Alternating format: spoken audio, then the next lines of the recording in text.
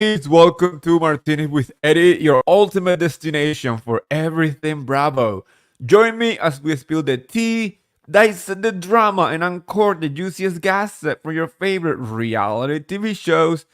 And yeah, that's what we're gonna do today. We're gonna be talking about all the drama, the episode, the news that we got this entire week. And it's because I'm usually doing 2 to 3 episodes a week, but with life getting so busy, with the holidays approaching, BravoCon approaching, I'm deciding to keep the podcast at 1 episode a week and just bring all the tea, all the gossip, all the recaps in just one big supersized episodes once a week.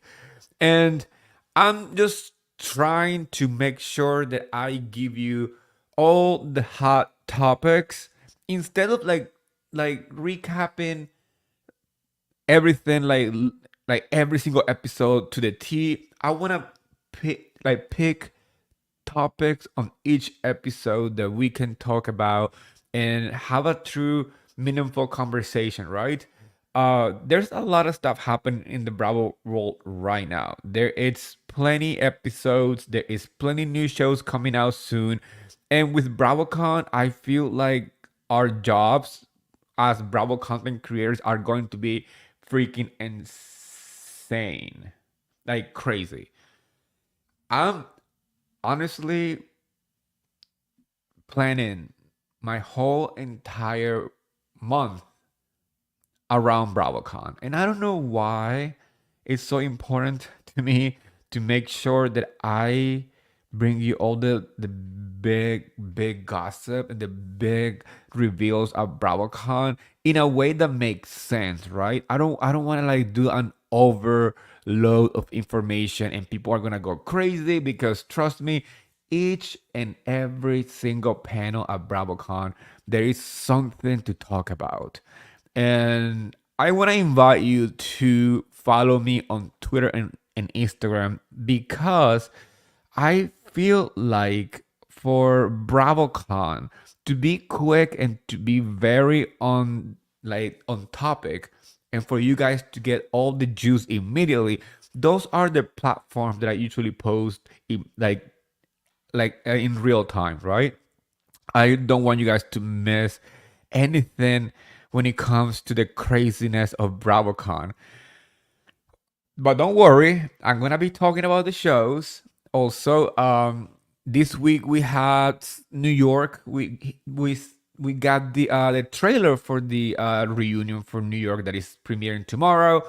We also got Orange County ended finally, and it was a really good reunion. I'm happy that it was just 2 episodes because we have gotten used to have like multi-episode reunions, like 3 or 4 parts, and 2 of those episodes are such a waste of time that Bravo cutting it down to 2 episodes to me is working.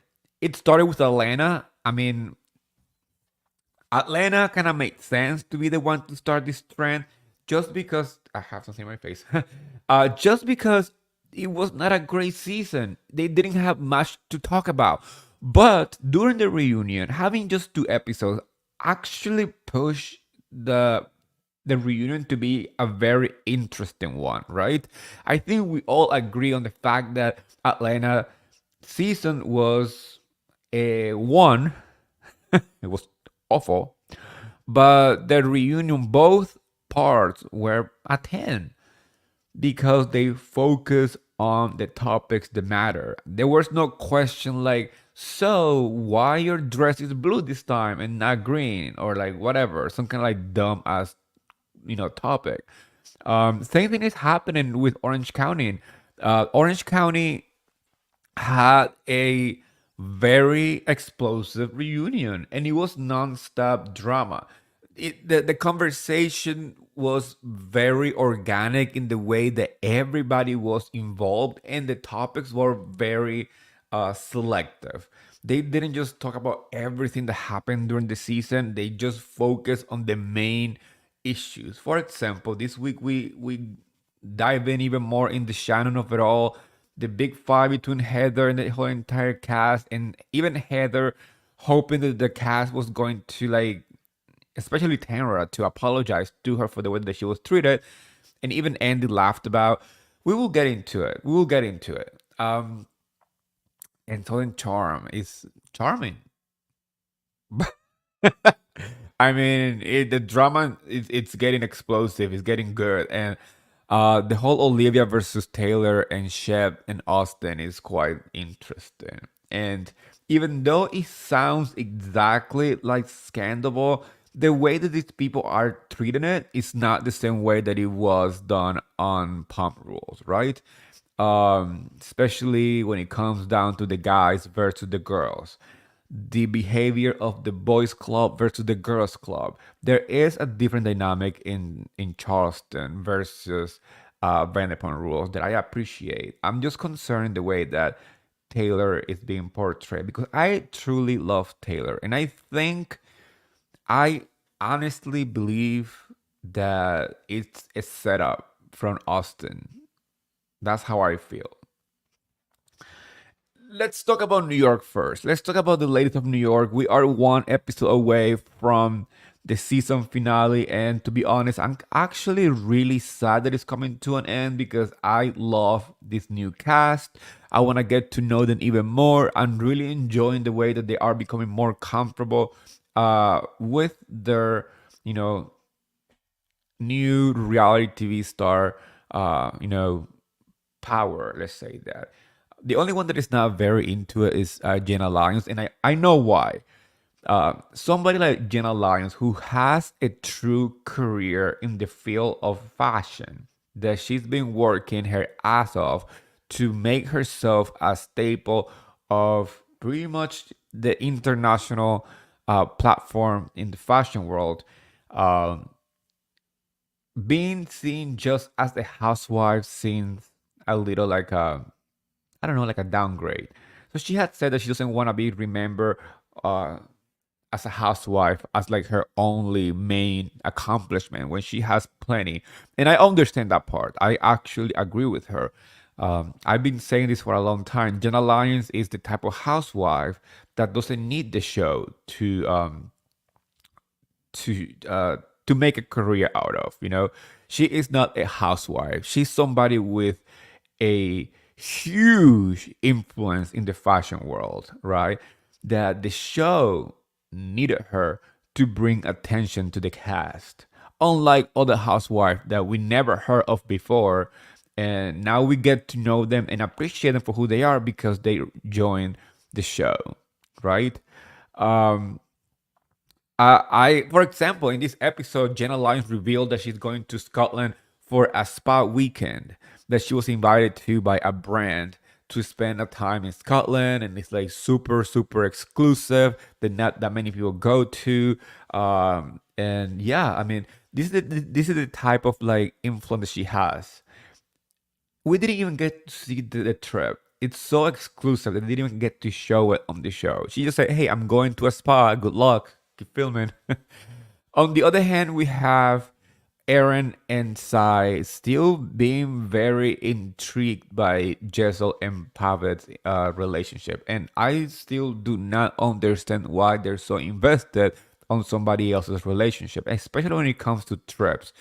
I feel like Jessel said, they should mind their own relationship and their own business and focus on something else. But this is Housewife 101. They always are going to try to find anything, somebody else to kind of like ride the coattail, right? So they don't have to show their own home. But at the same time, this is their first season, and even though everyone has opened their homes and their lives to the viewers, it feels so personal when it comes to the fight between Erin, Sai, and Jessel. It doesn't make much sense because, for my understanding, they just met.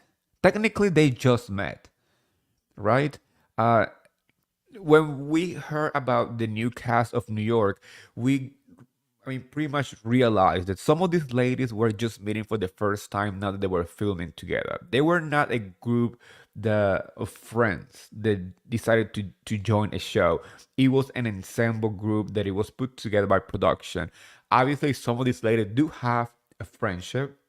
They had years of knowing each other, but as a group, it was the first time that they met. So this whole Sai Erin versus Jessel, it doesn't. I'm trying to understand it, and we are getting close to the end, and it doesn't make any sense. Even based on the trailer for the reunion, Jessel is prepared, and she was even questioning Erin if she saw the show.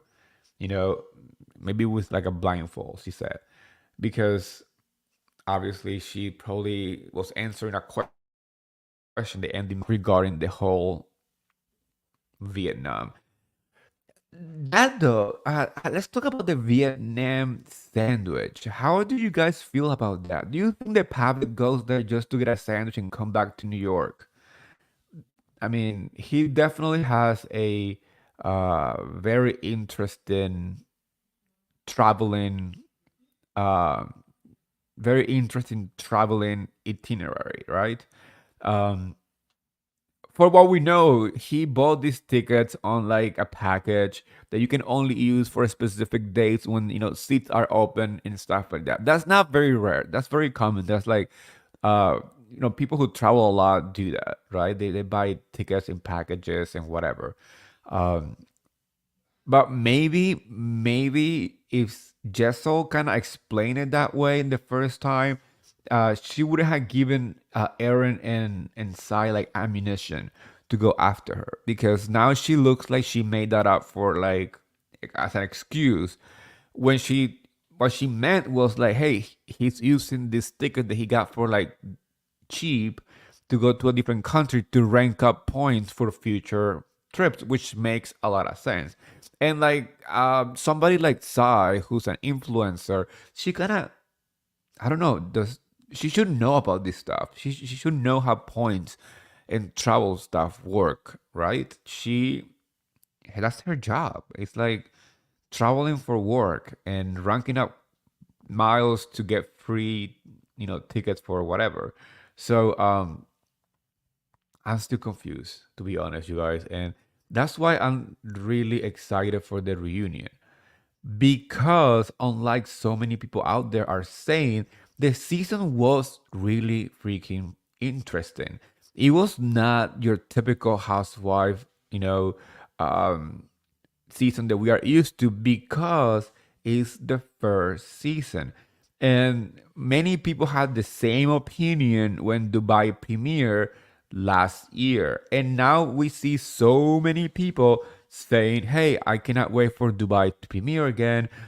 People are excited that the trailer is going to be released pretty soon. And the first episode is going to air in a special event during BravoCon. Like again, like I'm saying before, I'm excited for this because um, I'm gonna bring you guys so much content during BravoCon. It's insane. It's insane. I'm going to the after dark, where it's going to be a very exclusive party with Bravo Lab, so you know that it's going to be fun. Yeah, it's going to be amazing. I honestly do not understand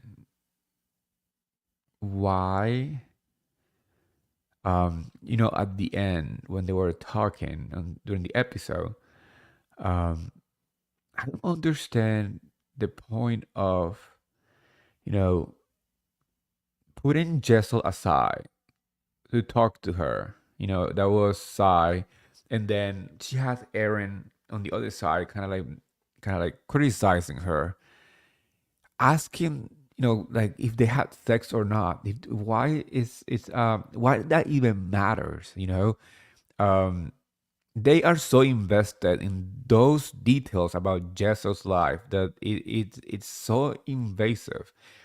And even though, you know, um, Jessel has been the punching bag of the group for the past few episodes, to me, she is becoming the rising star of the show. And it seems like it's going to end that way. She went from the underdog, from the one that most people didn't even connect with at the beginning, to be one of the fans' favorites. And that happens a lot. And that's part of, the housewife franchises. People change favorites like crazy. And the fact that she went from being, like the girl who was so annoying, talking about not having sex for 2 years, complaining about, the undergarment that the Jenna Lyons gave her on like the second episode when they went to the Hamptons, to be the one that the fans are rooting for because, we have Erin and Sai going after her so hard, right? One thing that I was not very, happy or I didn't agree with was the way the Pavit talked about Sai when he was talking to the girls. When, you know, um, Jenna Lyons, Bren, and Jessel were talking, and he joined the conversation. He called Sai bipolar, and I mean, that's a word that shouldn't be thrown so easily because that is a true mental illness that affect many people, and we need to learn that minimizing that word just because somebody is upset or have a very triggering type of personality, it's quite problematic. But at the same time, in that scene, we see Brent saying like, "You shouldn't said that. You should retract that right now." And even Jessel herself said like, "You know what? Yeah, Sai is being mean and being like, uh, you know, very invasive in our private life, but she is not bipolar." Because for somebody to be bipolar, it needs to be pretty much diagnosed by a doctor, right? Um, is one thing being having an explosive personality and another thing being bipolar. It's two different things. So that type of conversation, it's great that it happened on TV and it didn't just like people just didn't like let it slide because we see that all the time in on Housewives, right? When we know that they said something problematic, when we as viewers caught it. And you know that the cast caught it too, but they do not want to talk about it to avoid any type of confrontation. So having the ladies of New York having that type of personality is what makes this great because that is something that in New York City is very common. People not letting stuff like slide. If you say something that people feel like it's not okay to say, they will let you know. Like they'll be like, you know what, you shouldn't say that, or maybe like educate yourself a little bit, or that affect people's lives. So that scene right there reflects what New York City is all about. And when people keep complaining about this season, I always wonder if those people has ever been to New York City or have ever lived in New York City or understand how New York City works, right? This cast, for example, to me, this cast is a very true representation of the demographic of New York: immigrants, transplants, and locals, right? When I say immigrants, it's people who migrate from a different country. When I say transplant, it's from Americans moved from a different state to to to New York, and the locals are the one who were born and raised in New York State, right? Um, Diversity is what makes New York City great, and that was missing in the old New York, in the old ladies of New York, which I love. Don't get me wrong, I love what they brought to Bravo. I love their life. I love their experiences. Obviously, there were moments where um, there were problematic conversations that should have been had. For example, I'm sorry to say, but the fact that Ramona got a free pass to not face her problematic behavior on the last season with the old cast, where the excuse was, "Oh, we couldn't have the reunion." And like you had reunions on Zoom during the pandemic. So you couldn't like put the ladies together to talk about their issues and how she behaved on that season and all the stuff that she has been doing on the social media, you know? Uh yeah, I mean, we can love. I want to share this because this is the important part here. Erin says, "I love the old, Ronnie, but we didn't know, but we needed this reboot. We needed the reboot for New York to like move forward. That is okay, you know. It's not going to be the only franchise that's gonna be rebooted. At one point, pretty much every single franchise that we have right now is going to be rebooted because, like it or not, I mean, society changes. These ladies are getting to a point where their lives are different, where their focus is not social in reality TV shows, and that's how we get really really bad seasons because they're not invested on the show anymore. They don't have anything new to bring to the table, or they feel like they want to do something else, and that's okay. So bringing new blood to Bravo is gonna make it, it's gonna make the show last longer. Because I'm gonna be honest to you guys, and I want you guys to bookmark this part because a lot of people are asking for the old cast of New York to come back because the excuse that the people have is that the ratings are not so great. Let me remind you that most people don't watch the shows live anymore. Most people wait for the next day or the day after, whatever, to watch the shows on Peacock, to stream the shows.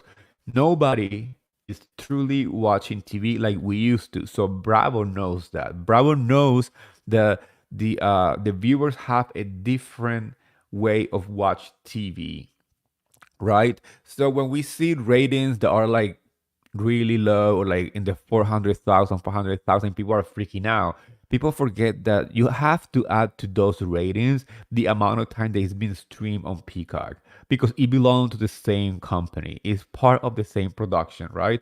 So with that said, I don't think that bringing the old cast is gonna make the live views go up. It's not what Bravo is looking for, right? Bravo is looking for a younger demographic. I'm not saying that us, I'm including myself to it because I've been watching Bravo for over 20 years.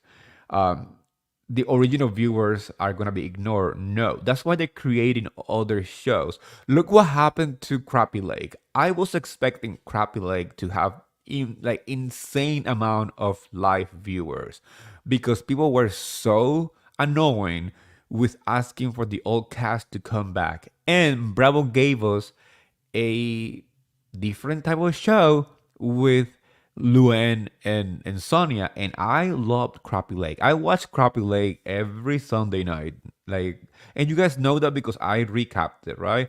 Um, but the ratings were horrible. Like the live rating were like really freaking low, like 200,000, 300,000. So we cannot use the excuse that was that because it was an old a new cast or anything like that. It was the old cast doing this thing that they usually do, like being funny, being creative, being Luan and Sonia, and I adore them, and I think the show was amazing. But was people watching it live? No, most people watched the show like 3 or 4 weeks after it was premiered. Like I know a lot of people were even like binging the show 3 or 4 weeks into it. So I mean, let's be realistic here. Just because you don't want to give this show a chance doesn't mean that Bravo is gonna change the show again. Bravo is very secure with this cast. Bravo is pushing this cast like no other. Bravo is doing exactly what they did with Dubai. When Dubai premiered, people were expecting this huge viewership. The viewership was pretty much the same amount as we see with New York right now.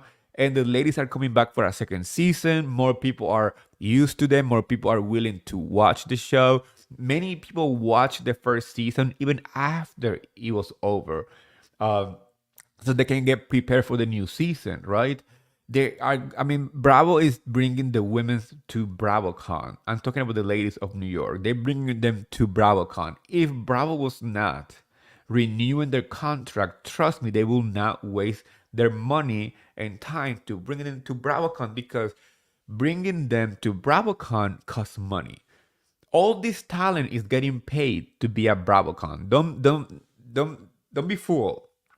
They are working at BravoCon. These people are getting paid to go to BravoCon. These people are getting paid to go to the panels, to the event, to the after dark, or to whatever, to the Bravos. All these people have a fee to go to BravoCon. So if Bravo was not bringing these ladies back, Bravo will not be paying them to be there. So like, let's financially be a little more understanding of how reality TV works. When somebody doesn't want to be, invited to this type of event, they do not do that, right? That's why so many shows are like in question mark. Like I love Family Karma, and they only invited the boys. They only invited Henry, Vishal, and Brian to be at BravoCon, which kind of like makes me really concerned with the future of Family Karma, because if Bravo was gonna bring them back, or at least give them another season really soon, they would have invited the entire cast like they did last year when they announced the new season at BravoCon, right? I'm just hoping that maybe them bringing the boys is gonna like at least keep um the franchise alive. That's all I'm hoping for, because I don't know about you guys, but I love Family Karma. It's one of my favorite shows, and I'm so sad that Bali's not gonna be there, because she's one of my favorite people on the planet. Whew. Let's talk about let's talk about Salt Lake City real quick, because Salt Lake City is having a great season. After last year's season, that was a whole disaster. It's great to see a cast that is working, and it's truly embracing the cameras, it's truly embracing production. They're not afraid to speak up anymore. I do believe that a lot of that, like, holding back behavior that they had last season was because Jensha was going through her process and her legal battles, and they were very, like walking on eggshells when he was when they wanted to talk about like Jensha, like they were walking on eggshells. And now that she's not on the show, I think that they feel more comfortable, and the dynamics are interesting.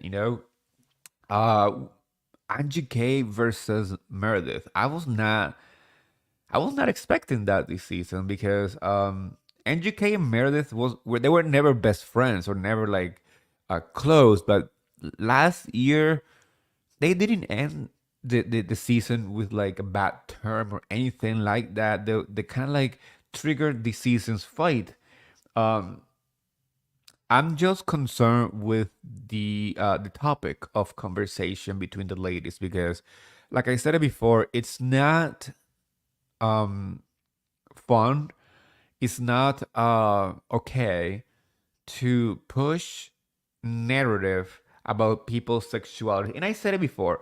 You guys know how very vocal I was about Kyle Richards and Morgan when it first hit the tabloids. I decided not to insert myself in that conversation, because I don't like that. And people were saying, "Oh, you're being hypocritical because Kyle Richards did it to Denise." Trust me, when Kyle did it to Denise and Lisa Rena did it to Denise, I was one of the few who was defending uh, uh,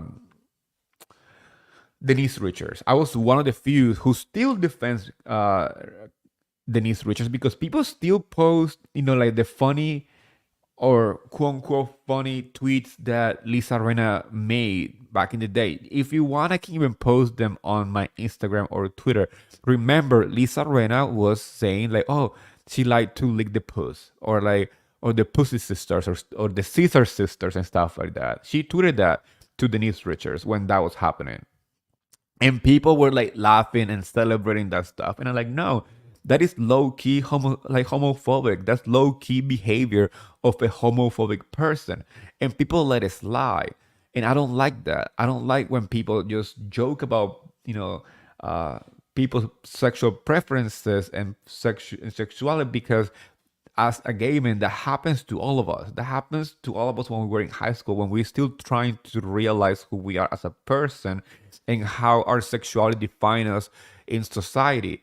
And then we have people out there trying to push us out of the closet, quote unquote. And that type of conversation is dangerous. Many people were laughing at me actually over the weekend when I said, over the week, when I said, the conversation had on Salt Lake City is dangerous when it comes to mental health, because there was a scene with NGK and her husband talking about this particular gossip and rumor, and NGK's husband Sean said, I don't care about gay, straight. It's about you know the cheating rumors, or like saying that I did something to you that is gonna hurt our family, and their daughter Electra is gonna hear about it in school, or like people are gonna make fun of her, saying that her dad is cheating on her mom with another man and stuff like that.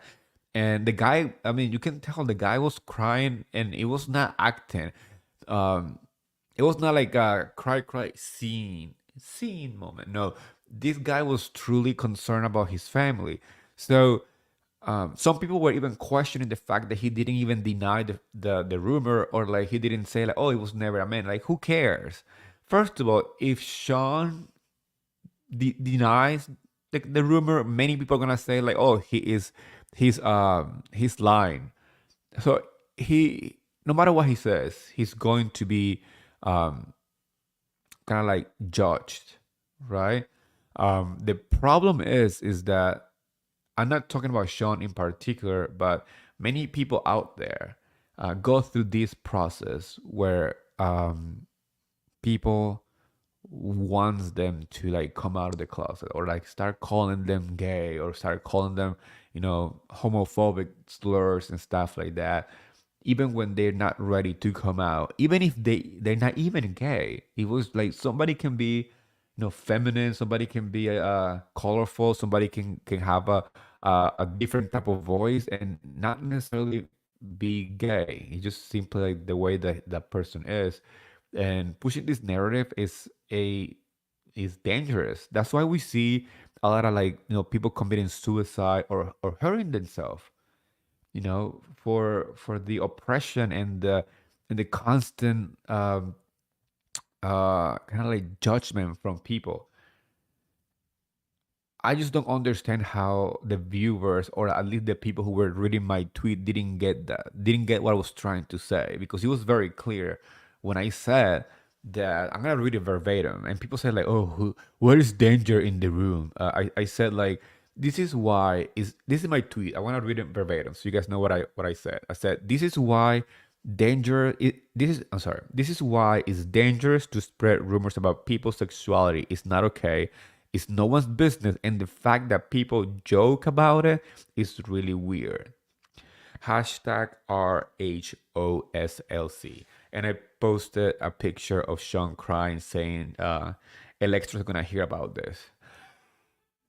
I Obviously, a lot of people agree with me, but I was surprised that a lot of gay men were the one saying like, "Oh, you're just being too dramatic. Oh, what is danger in the room?" That was one of the tweets that I remember, and I like, dude, you're a gay man who lived in New York City. It must be nice to feel like it's not affecting you because you maybe didn't go through it. But if you pay attention, if you read the news, if you follow statistics, you know that a big percentage of the suicide rate in within the gay community come from bullying, come from pushing sexual narrative on people, come from trying to mock somebody's sexuality. So I don't know. Some people needs to like read a book and touch grass and figure out what life is all about because it is dangerous. That is the right word. It's dangerous because it's um, putting mental pressure on somebody, and some people break under mental pressure. Another segment of Salt Lake City that I want to talk about is Lisa Barlow and Jack Barlow talking about his mission and how he decided to go on a mission. And I'm on this topic. I mean I'm not very familiar with the Mormon Church. I don't understand this like mission thing. I mean I know that they can't speak to their parents or anyone in that matter for at least 2 years while they are on the mission. Honestly, I'm gonna say this. I think this conversation is gonna keep happening this season, but I wanna say like that's Jack's decision. He is a young adult who has made a decision to go on a mission, and obviously Lisa Barlow, as a mother, is trying to be as supportive as she can. The conversation between them is really cute. I think they have a really great dynamic, and Jack is quick to kind of check his own mom. Sometimes he's like, I didn't make the decision to go because of you. I made it because of myself. Because Lisa, in typical Lisa Barlow behavior, she was trying to make that moment about herself, which I love. I love Lisa Barlow. Everybody knows that. I think I always said like she reminds me of my mother. Um, but we know that Heather Gay has a lot to say about this. And I think she's approaching this conversation in the wrong way. I'm talking about Heather. Based on this particular scene on the show, I think Jack is pretty understanding of the Mormon church. He's very understanding of what he is gonna go through, and he made the decision on his own. People need to respect that part. I mean, we make decisions at that age to either go to college or I don't know, whatever. We shouldn't be judging that. I mean, I do not understand it. I'm not a Mormon. I don't know anything about it. I'm not interested anyways. I like religious conversation is not like a topic that I care about. But but I have a feeling that somehow this is going to be Heather making Lisa feel like she needed to try to, get Jack to change his mind, right? Um, we experience life in different ways. We all have different experiences, and that is okay. And maybe Heather having a really bad experience in her mission is a big part of the reason why she wants to stop Jack from going. But maybe she should have just speak to Jack directly instead of talking to Lisa and trying to make her feel like she's not being a good mother for allowing this to happen. She should have just go to Jack, be like, "Hey, this is my experience. I want to share with you, and I'm not trying to change your mind, but I just want to make sure that you know what you're getting into from my experience." Because also, we shouldn't expect people to walk life on our own shoes. Uh, that's why we have different shoe sizes. Because each path is different and each shoe fits different people. So just because Heather had a bad experience doesn't mean that Jack is going to have a bad one. And yeah, I mean, sometimes he might even have a really bad experience, right? But sometimes in life we have to make our own mistake and deal with the consequences of our own choices and learn our own lessons. I'm just happy that I see Lisa Barlow as a mother who supports her son. The same way that we saw on this episode, Meredith and and Brooke. The way that she is being supportive of Brooke and his journey, uh, of self discovery. It's amazing. I love that about them.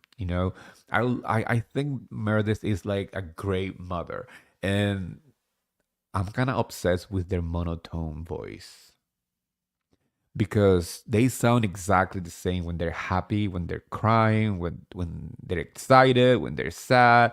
I mean, if you guys watch that scene, I actually recorded it, just that clip, because I'm obsessed with the way that Meredith and Brooks talk. Like, I really wish I had a monotone voice. I mean, not in the way that it's like emotionless, but there is something very like robotic about their voices that I'm really like attracted to. Also, talking about Meredith, do you guys believe that Meredith is the one that is spreading the rumors though? Because I feel like it's like a setup, you know? I feel like Meredith is getting all the smoke when it comes to you know, Angie and Sean's, relationship rumors, right? I feel like the one who talked about it on camera was Monica. And even though many of the women said that they already heard this these rumors or whatever, because people talk, him being a hairdresser, kind of like some people will say, yeah, he's gay or whatever. But I want to know about what you guys think. Do you guys believe that it's Meredith the one spreading the rumor, or maybe the ladies are using that rumor to frame Meredith and have this like argument with Angie? Um, I don't know, guys. I'm torn in this one because even though Meredith did say that she has heard stuff, it seems like the other ladies have too. So let me know what you think. I'm I'm still processing the Watch What Happened Live with Mary, if you ask me. That was a roller coaster of emotions, you guys. That was a roller coaster because first at the beginning I felt like Mary was kind of annoyed with Ziwe. I love Ziwe. I think she's freaking funny. And Ziwe was like fangirling from the beginning. And obviously in Ziwe style, she was trying to be funny. She had like funny jokes. And maybe it's just not the type of humor that Mary has because she was not having at the beginning. You can tell that she was actually kind of uncomfortable at times, which is really funny. There was a comment that has gone viral, and it made the headlines of like page 6 and whatever. Um, Andy was showing photos um, of like different people wearing like hibachi or Versace, like either a good look or a bad look. And for the first time, everybody was hibachi and in Mary's head. I mean, obviously, Mary has a very, I guess, particular fashion sense because everything that was shown to her was hibachi. But there was a picture of Heather wearing her Gucci Adidas collaboration corset. The corset that she's wearing on the confessional. And Mary said, like, I don't think that's real. I don't think that's Gucci because I never seen a corset like a size 14. And everybody on that set was like, oh no. Andy's face was so like he was in pain when he heard that. Ziva was covering her face, and obviously Mary was like, like being Mary. I don't know if she doesn't realize that she's saying something mean and kind of problematic. Um, she's maybe that unaware, or maybe she's so aware that she doesn't care. But obviously, the media caught up on it, the fans caught up on the comment, and it went viral saying, like, Mary was fat shaming Heather. And it's not the first time that Mary has made a comment regarding people's weight, people's nutritional habits, and Wasn't she the one? No, that was no, no. Who called? I think she made a comment about Heather's weight on season 1. Obviously, I also called out Jen Shao, and she also made a comment. I think she called Heather Shrek, right? And that has to do with the fact that Shrek, it's a little um curvy, right? I don't know. My jaw was on the floor because after that comment, I feel like Andy was a little more calculated when it comes to the questions. Like he probably was not trying to ask any other question that might trigger a comment like that. Um, I'm still don't know how how you can like keep that on air. I I mean, Mary is so unfiltered that it's the perfect ingredient for a good reality TV star, but it can only be a huge problem when it comes to saying uh you know comments about people that might come off kind of ignorant and problematic. It happened. It happened on season 2 when she made comments about Mexican people, about Asian people, and now we have this like comment about Heather's weight and size. So Mary has made some very interesting choices of word. I just really hope that Mary is ready for her, return to the reunion stage. I'm not sure if she's even going to show up because if she didn't show up to her reunion as a full time, I don't know if she's gonna show up to the reunion as a friend of. Because I'm pretty sure Heather is gonna ask her. I mean, Heather responded to this with an Instagram post the next day saying, "Thank you, Gucci, for being so inclusive." Whew. Talking about the stage, I don't know if you guys have been watching Dancing with the Star, but Ariana to me is it's shining, it's glowing, it's blossoming. She's the happiest I ever seen her. I'm so happy she dumped the that guy. I mean, he definitely was the reason why she was always in the background. She was never the star because the other guy, the one with the mustache, always wanted the spotlight on him. And having somebody who's so threatened by your own shine and your own light, it's not worth to have around you. So I'm happy that she's out of that relationship and she is in her own shining because that ballroom is hers. Period.com. I'm obsessed. Like I don't watch Dancing with the Stars. I don't care much for the show, but I always wait for the next day when they post the clips on YouTube so I can just watch Ariana's and she's amazing. I was laughing because Jamie Lynn Spears got voted out last week as she deserved.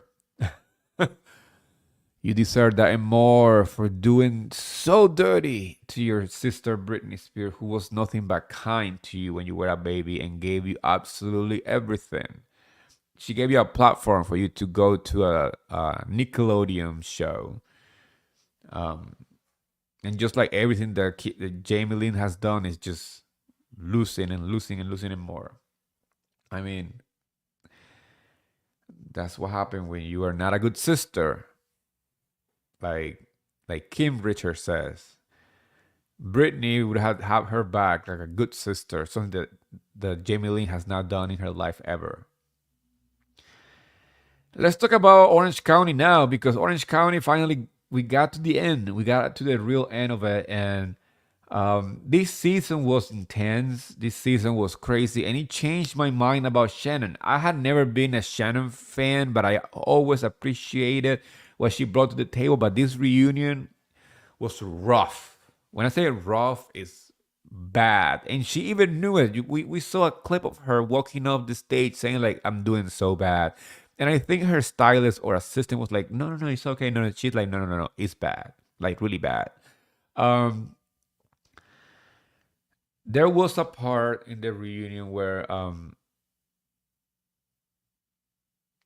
Shannon and Gina were going at it, and Gina was saying like, "Hey, our job is to share a life," and Shannon said like, "My job is to be Shannon Storm Bedore," and all I wrote on Twitter was like, "And she's doing a horrible job in this season." There was no apology. There was no real, you know, understanding of words that were said, the way that she was acting, so entitled. I was shocked that she thought that it was okay to say what she said about Gina and her kid, um, and maybe just come to the stage to simply apologize. Instead, she gave like, "I'm sorry, but," and then she went off, which means that the apology means nothing. Um, it's it was very interesting just to see how Gina, somebody who's usually very quiet, that never had like left any, you know, iconic moment at a reunion. Like she's always like the background noise of Orange County.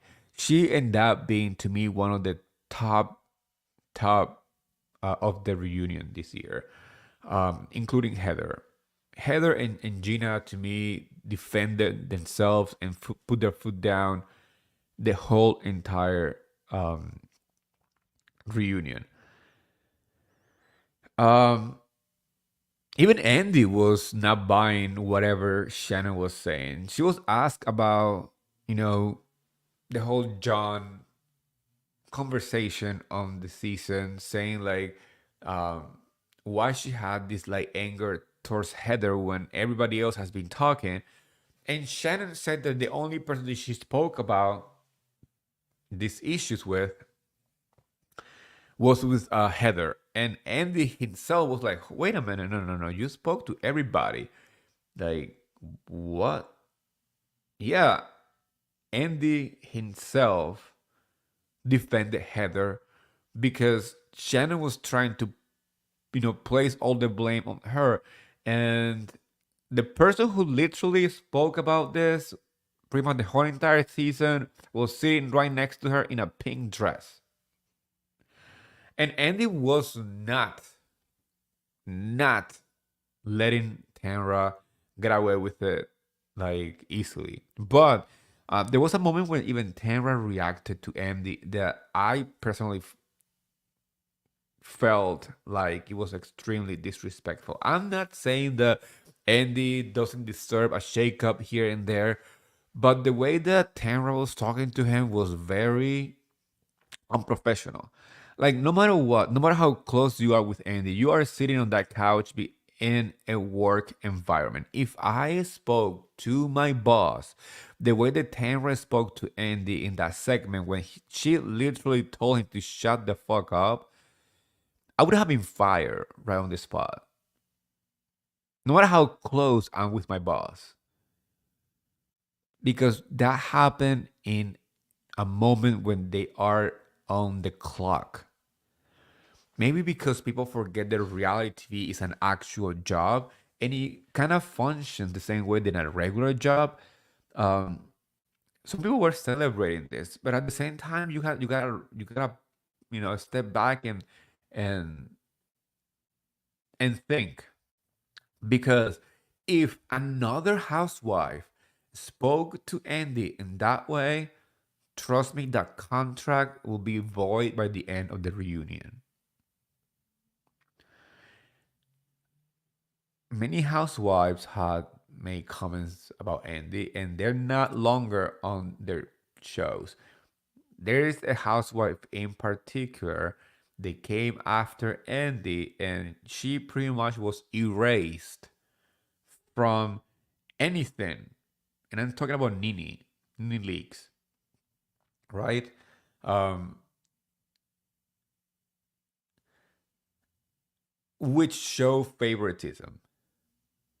I'm surprised that Andy didn't say anything.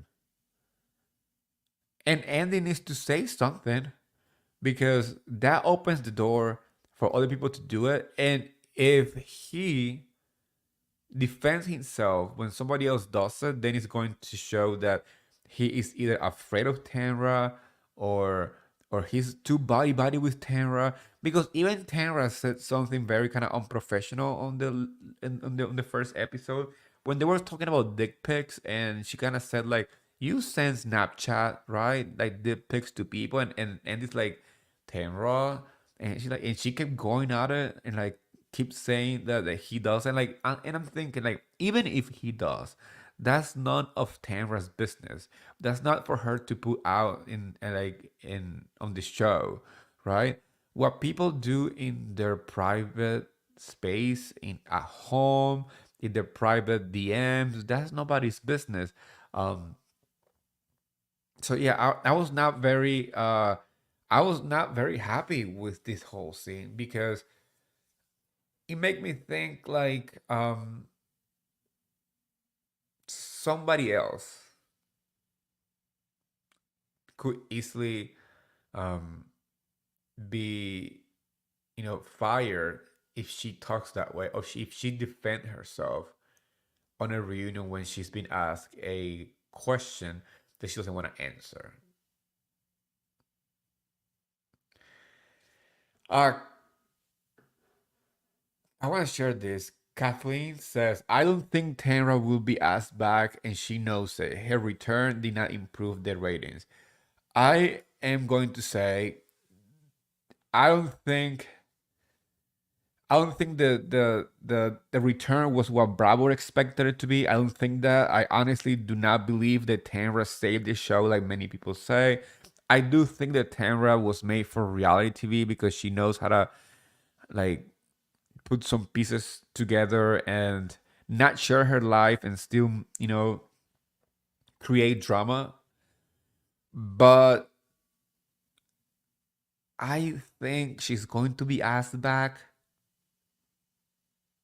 Do I want to? No. For the same reason I said at the beginning, I believe that some ladies are getting to the point where the old tactics are old. And I'm not talking about age.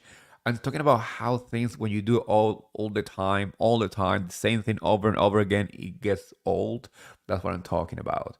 And Tanra got to that point because Tanra did on this season what she usually does um, before, what she did for many years, which was, creating drama by throwing people under the bus, by being aggressive, by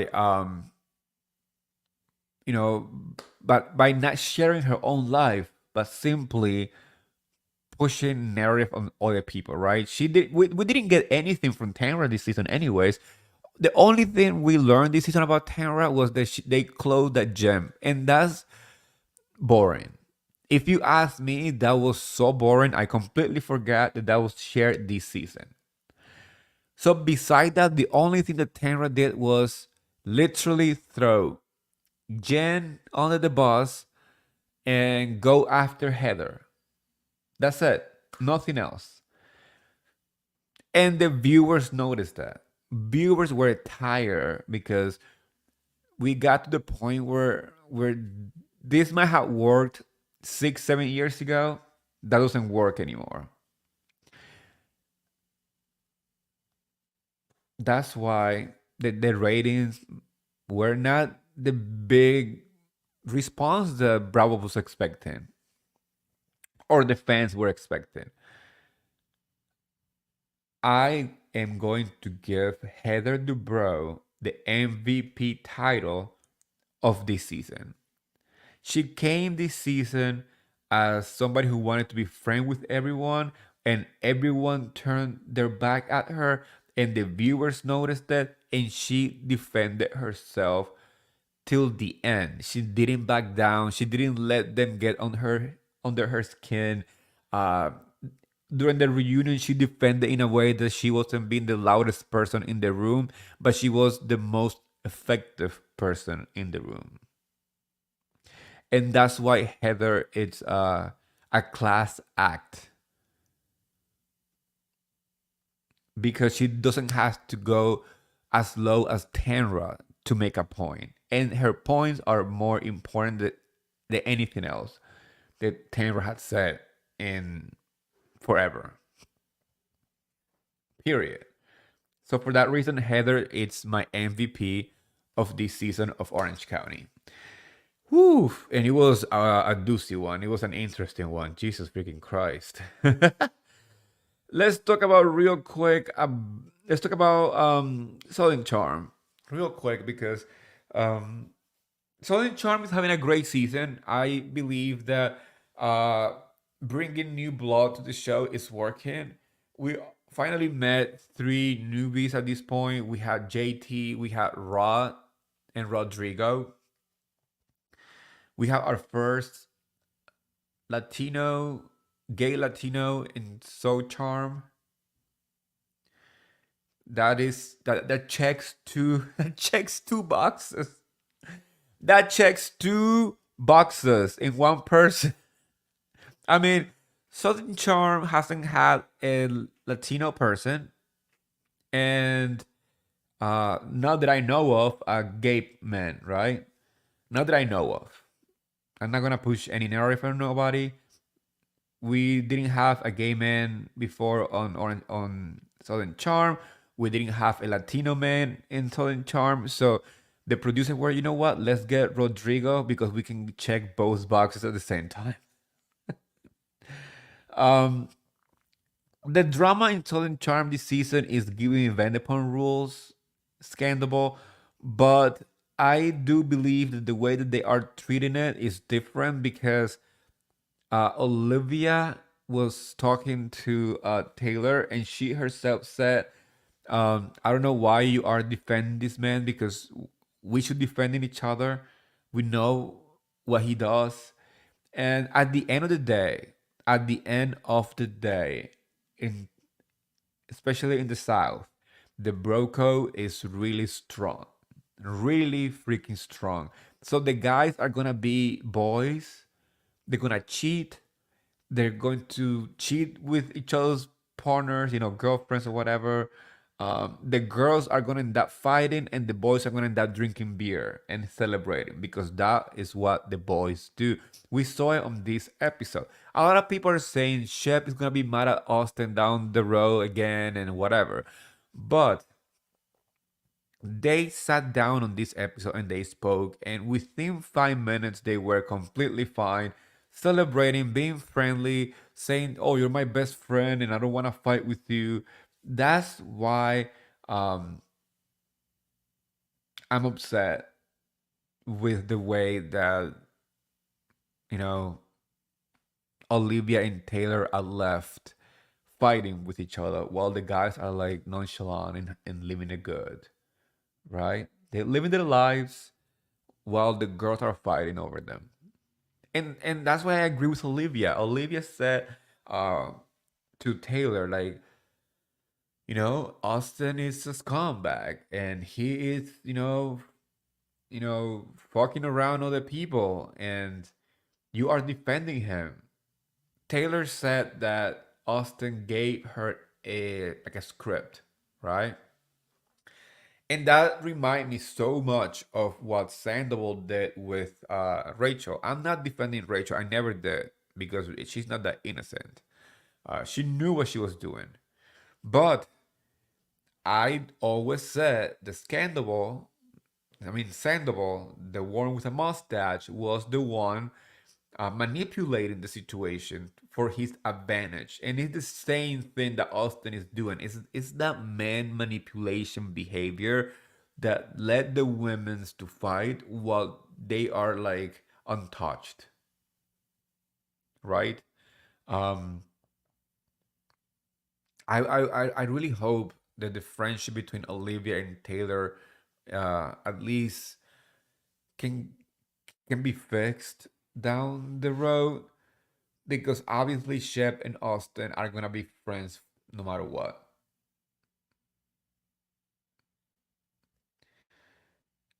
The bro code and the girl code is so different,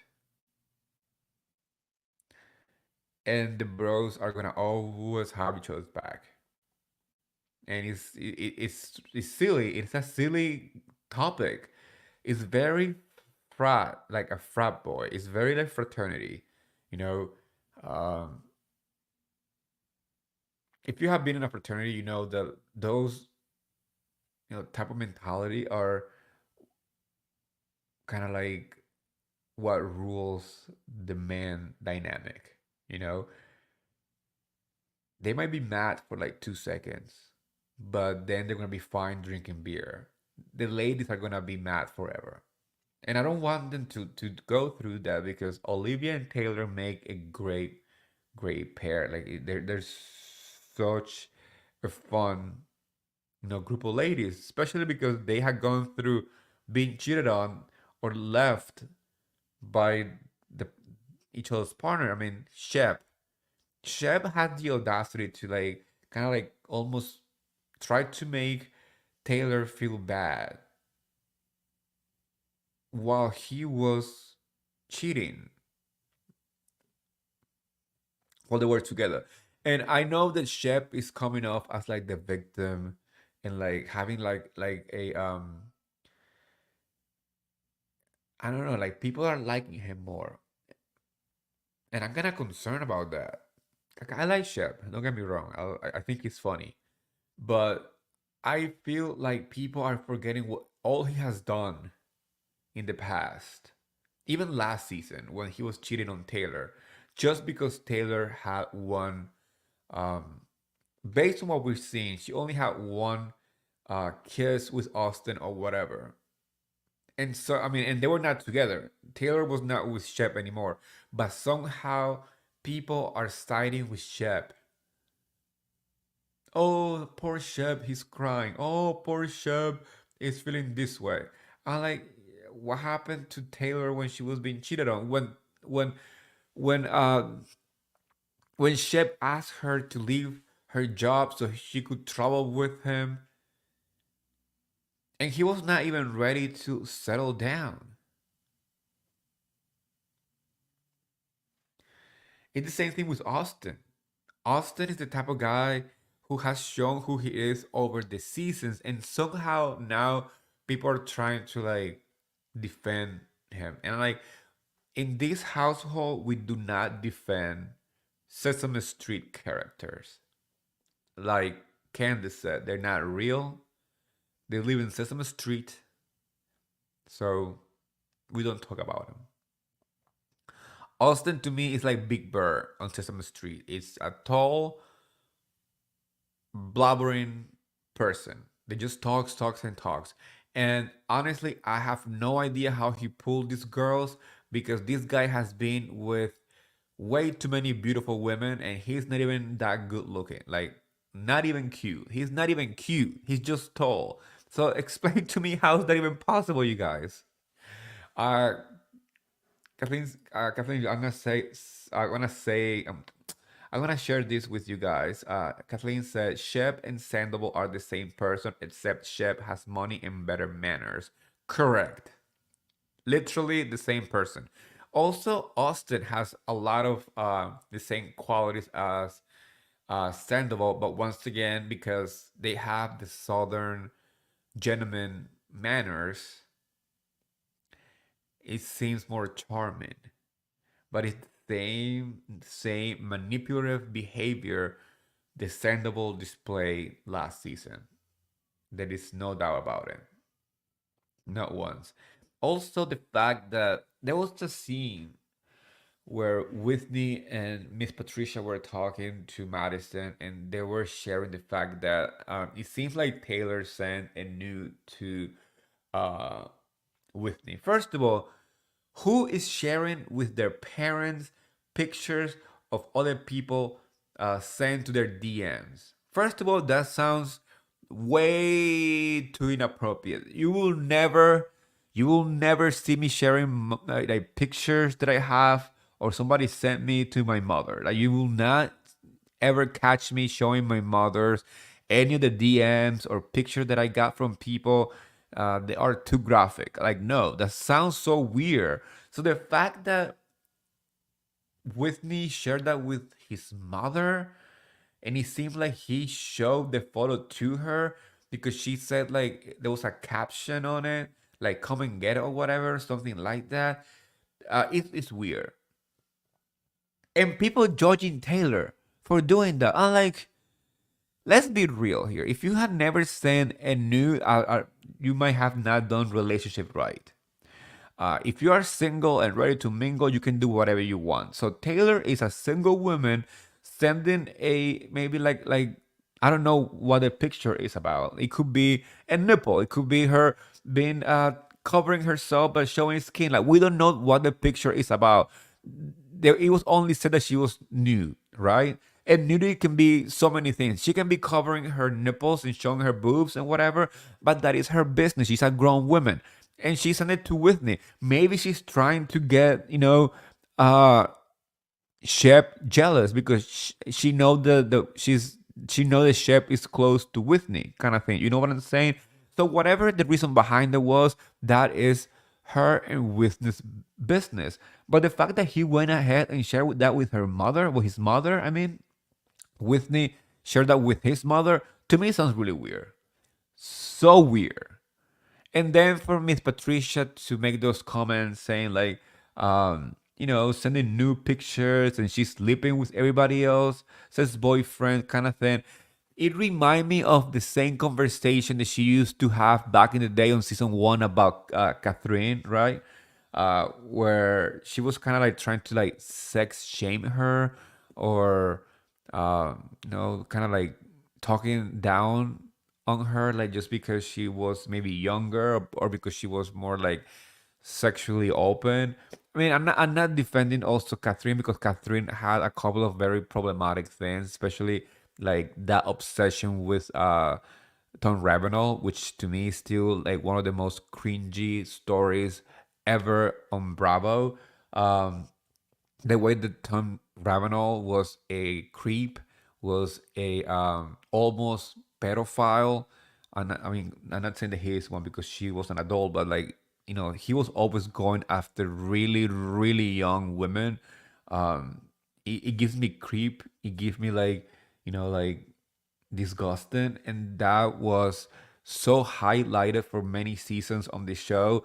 And we looked at it and watched it, and we kind of didn't get it at that point. But now that we watch it back, if you watch season one and season two, even season three of Southern Charm, the amount of problematic situation, especially from the men, is insane. And I adore Miss Patricia. I think she is a classy, elevated woman, but there is a tone in the conversation. This seems so judgy towards Taylor, that when I watched the first season of Southern Charm, I caught that, right? When she was talking about Catherine, saying that she was not like the same pedigree, or like the same uh group, social group, that she was kind of like a social climber, that she was a gold digger, that she on all this stuff. We seen it. We watched the first season. You know what I'm talking about.